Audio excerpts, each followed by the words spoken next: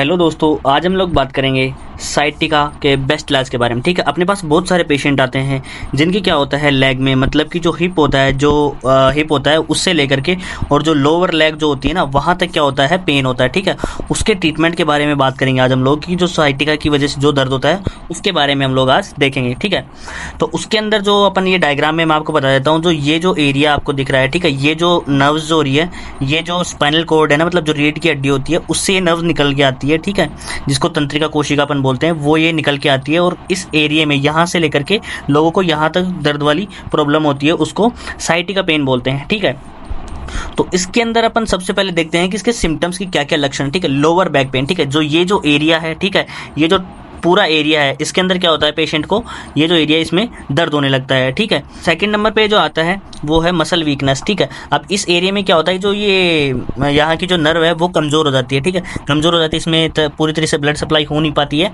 तो इसमें क्या होता है, इसका जो आसपास के एरिया की जो मसल्स होती हैं वो क्या होती है, वीक हो जाती है, कमज़ोर हो जाती है, जिससे क्या होता है पैर भी कमज़ोर होने लगता है। ठीक है, उसके बाद में थर्ड नंबर पे है टिंगलिंग। टिंगलिंग का मतलब क्या होता है, जैसे झंझनाहट चीज़ होती है, जैसे अपने पूरे पैर में जैसे ऐसा लगता है जैसे चींटियाँ सी काट रही होती है ना, वैसा फील होता है। ठीक है, उसके बाद में 4 नंबर पे आता है नम्बनेस। नम्बनेस का मतलब होता है सूनापन। ठीक है, डिफिकल्टी इन मूवमेंट, ठीक है, चलने फिरने में दिक्कत आती है। ठीक है, दर्द होता है चलते हैं तो।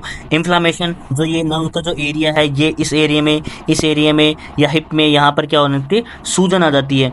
तो ये सारे इसके लक्षण होते हैं, तो इस एरिया में क्या होता है पूरा दर्द होने लगता है। अब जो ये सारे लक्षण जो होते हैं, ये दर्द होता है, ऐसा क्यों होता है, किस वजह से होता है, तो कोजेज में अपन देखते हैं हर्निएटेड डिस्क। ठीक है, जो ये जो रीढ़ की हड्डी होते हैं, यहाँ पे जो डिस्क आती है इसको बोलते हैं हर्निएटेड डिस्क। ठीक है, यहाँ से होकर के निकलती है अपनी साइटिका नर्व। ठीक है, जो ये साइटिका नर्व अगर ये हर्निएटेड डिस्क की साइज अगर थोड़ी बढ़ जाती है तो इस पे क्या होता है, प्रेशर पड़ता है, कंप्रेस हो जाती है, ये साइटिका नर्व दबने लगती है।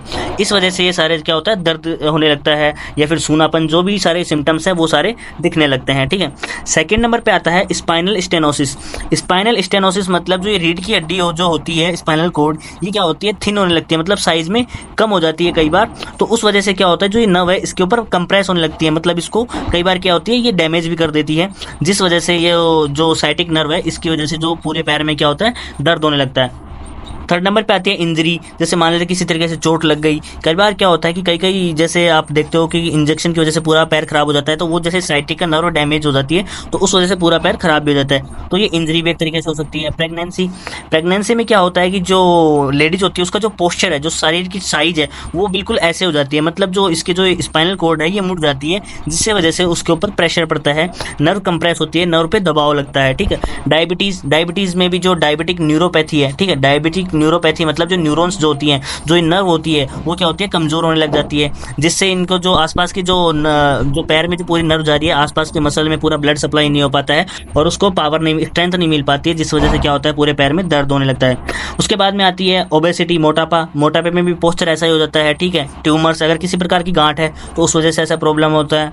लॉन्ग पीरियड सिटिंग, अगर लंबे टाइम से अगर आप एक गलत पोस्चर में बैठे हो और आपकी रीढ़ की हड्डी एक सेम जैसे प्रेशर पड़ रहा है कंटिन्यूसली, तो उससे साइटिका नर्व क्या होता है, प्रेशर आता है, डैमेज हो सकती है, तो उस वजह से ये सारे जो अपने को सिम्टम्स जो होते हैं वो सारे देखने को मिलते हैं। ये सारे इसके क्या है, कोजेज हैं। ठीक है, अब बात हो गई कोजेज की, लेकिन आखिर इसका ट्रीटमेंट क्या है, तो अपन बात करेंगे आज इसके इलाज की, क्या अगर अपन एक परफेक्ट कोर्स चलाएं, अगर परफेक्ट ट्रीटमेंट दे किसी पेशेंट को अपन क्या दे सकते हैं। तो सबसे पहले आती है कैप्सूल मैकोनर्व। ठीक है, जो मैकोनर्व कैप्सूल है, इसके अंदर आता है मिथाइल कोबालामाइन, ठीक है, अल्फा लिपोलिक एसिड और विटामिन जो इसमें ऐड होते हैं। अब ये क्या करती है, जो नर्व जो होती है, साइटिक जो नर्व होती है, उसको क्या करती है, स्ट्रेंथ प्रदान करती है, उसको एक न्यूट्रिएंट्स प्रोवाइड करती है, जिससे उसके मतलब की ताकत बढ़ती है नर्व्स की। तो ये जो कैप्सूल होती है वो पेशेंट को खाना खाने के बाद में दिन में सिर्फ एक बार दी जाती है। ठीक है, अगर अपन रात को दूध के साथ दें तो इसमें अपने को बेटर रिजल्ट्स देखने को मिलते हैं। ठीक है, अब सेकंड नंबर पे जो कैप्सूल आती है वो है मल्टी विटामिन कैप्सूल। ठीक है, जो ये मल्टी विटामिन कैप्सूल हो, जिसमें विटामिन्स की पूर्ति करती है, मिनरल्स की पूर्ति करती है, जिससे क्या होता है कि ब्लड के अंदर जो न्यूट्रिएंट्स होते हैं वो कंप्लीट हो पाते हैं और नर्व को जो ब्लड मिलता है उससे ऑक्सीजन की सप्लाई अच्छे से हो पाती है, जिससे अपने जो मसल्स होते हैं उसको स्ट्रेंथ मिलती है।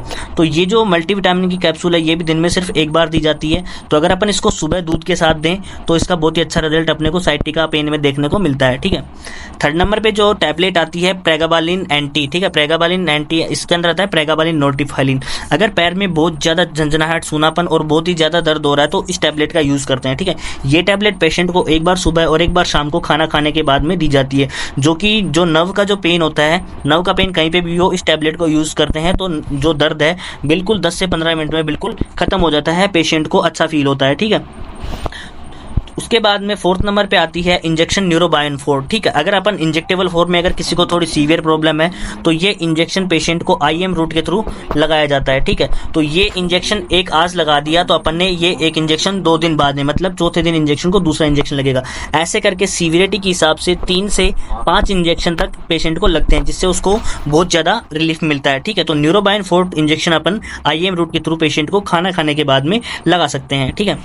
उसके बाद में 5th नंबर पे आता है ऑइंटमेंट गाबाबेट। इसके अंदर गाबापेंटीन, डाइक्लोफेनेक, डाइथाइलमाइन आता है, ठीक है। तो ये जो क्या करता है, जो लेग जो अपनी होती है, ठीक है, ये लेग होती है, इसमें जो लोकली जो दर्द होता है वहाँ पे जहाँ जहाँ दर्द है वहाँ इसको अप्लाई करते हैं। तो जो गाबापेंटीन होता है, डाइक्लोफेनेक होता है, वो दर्द को कम करने में बहुत ज़्यादा हेल्प करता है। अगर अपन इस क्रीम को यहाँ अप्लाई कर रहे हैं तो लोकली एक्शन मतलब बहुत जल्दी इफेक्ट करता है, ठीक है। तो इस क्रीम का क्या है कि इस क्रीम को एक बार पेशेंट को सुबह और एक बार शाम को लगाना होता है, ठीक है। सुबह लगा करके या तो उसको थोड़ा सा धूप में अगर आप बिठा सकते हैं पेशेंट को, तो ये क्या करती है, क्रीम फास्ट एक्शन करती है, ठीक है। तो ऐसे करके अपन इसको सुबह और एक बार शाम को लगा सकते हैं, ठीक है।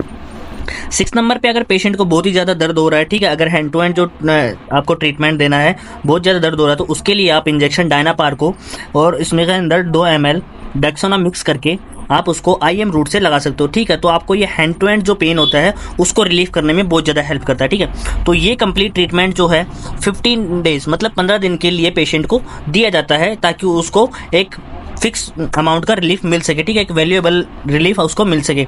तो अगर ये ट्रीटमेंट आप किसी को 15 दिन के लिए देते हैं तो उसका लगभग 100% जो दर्द होता है वो बिल्कुल ठीक हो जाता है, ठीक है। तो ये जो ट्रीटमेंट हमने आपको बताया वो कैसा लगा, अगर आपको कोई क्वेरी है तो आप हमें डिस्क्रिप्शन में हमने आपको लिंक दे रखी है, तो उस लिंक से आप हमें टेलीग्राम पे ज्वाइन कर सकते हैं या फिर व्हाट्सएप ग्रुप पे भी आप कोई भी क्वेश्चन पूछ सकते हैं। थैंक यू, जय हिंद, जय भारत।